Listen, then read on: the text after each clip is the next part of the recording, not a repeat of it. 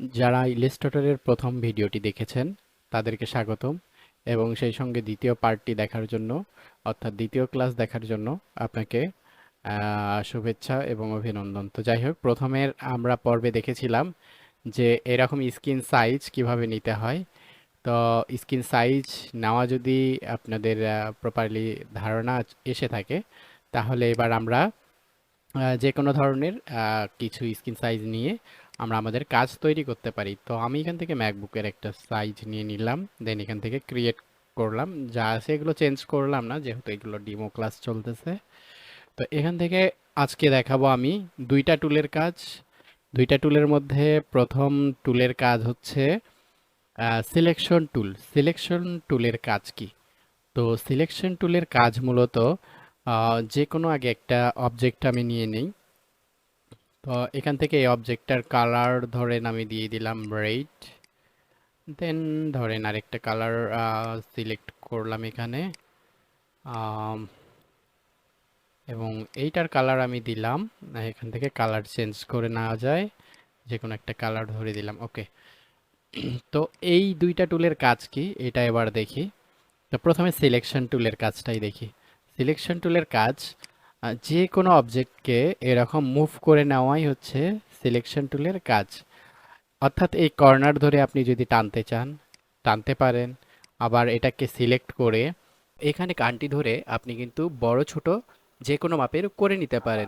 আবার এখানে যদি আপনি শিফট প্রেস করেন, শিফট প্রেস করে যদি এখন ক্লিক করেন, তাহলে দেখবেন যে এই রাউন্ডটা যে যেইভাবে আপনি করতে চান বা যত বড় করতে চান, সেই সার্কেলটা সঠিক সার্কেল অনুযায়ী সে কিন্তু বড় হবে। বাট যদি শিফটটা ছেড়ে দেন, তাহলে দেখেন ডিমের মতো বা যে কোনো দিকে আপনি কিন্তু এটাকে মুভ করে নিতে পারছেন।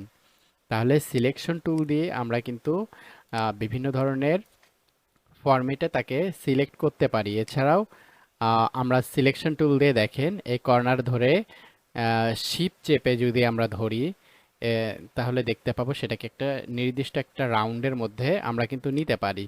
সেমভাবে এখানেও যদি আমরা শিপ চেপে ধরি, তাহলে দেখুন সিলেকশন টুল দিয়ে আমরা কিন্তু এটাকে ছোট বড় করে নিতে পারি। ঠিক আছে, তারপর যদি আমরা দেখি যে এখানে ডাইরেক্ট সিলেকশন টুল, এইটার মূলত ব্যবহার কি।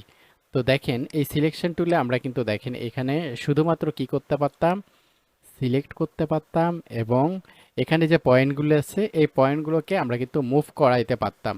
শুধুমাত্র আমরা সিলেকশন টুলে দুইটি কাজ পারি, সেটা হচ্ছে অবজেক্টকে সিলেক্ট করা এবং অবজেক্টকে মুভ করা।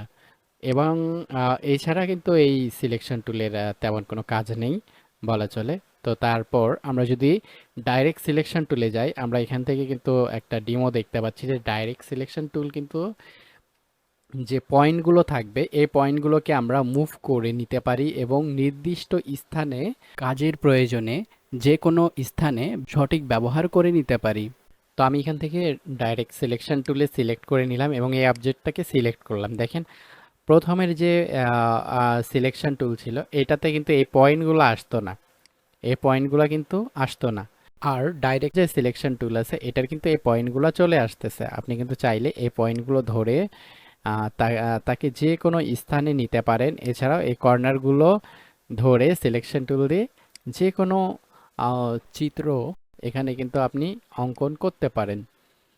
এছাড়াও আমরা কিন্তু চাইলে এই সিলেকশন টুলের মাঝখানে যদি চেপে ধরি, তাহলে এখানে তিনটা টুল দেখতে পাবো। একটা হচ্ছে গ্রুপ সিলেকশন টুল, আর একটা লাস্ট সিলেকশন টুল।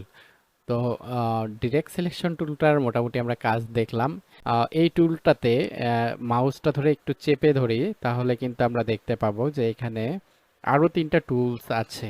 তো এই তিনটা টুলের ব্যবহার কোনটার কি ব্যবহার, এটা আমরা নেক্সট ক্লাসে আবার পুনরায় দেখানোর চেষ্টা করব। সেই সঙ্গে আপনি আমাদের সঙ্গে থাকুন, সাথে থাকুন এবং নেক্সট পার্টের জন্য অপেক্ষা করুন। ধন্যবাদ।